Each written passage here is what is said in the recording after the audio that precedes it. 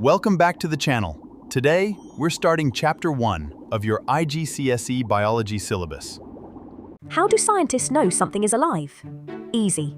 Every living thing follows 7 important characteristics. Remember them with one magic word, Mrs. Gren. M stands for movement. Movement means an organism, or part of an organism, changes its position. A rabbit hopping across a field or a sunflower turning towards sunlight are both examples of movement. R stands for respiration. Respiration is a chemical process inside living cells that breaks down nutrients and releases energy.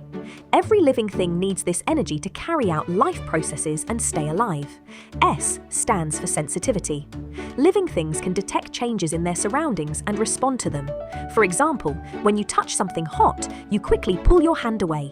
Plants also respond by growing toward light. G stands for growth. Growth is a permanent increase in size and mass. It happens when cells increase in number, increase in size, or both. A tiny seed growing into a large tree is a great example of growth. The second R stands for reproduction. Reproduction is the process of making more organisms of the same kind. Whether it's animals having offspring or plants producing seeds, reproduction helps species continue from one generation to the next. E stands for excretion. Excretion is the removal of toxic materials, waste products of metabolism, and substances that the body no longer needs.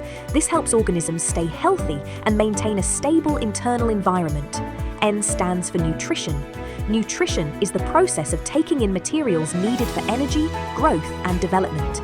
Plants make their own food using sunlight, water, and carbon dioxide, while animals obtain nutrients by eating food. Now let's remember them together.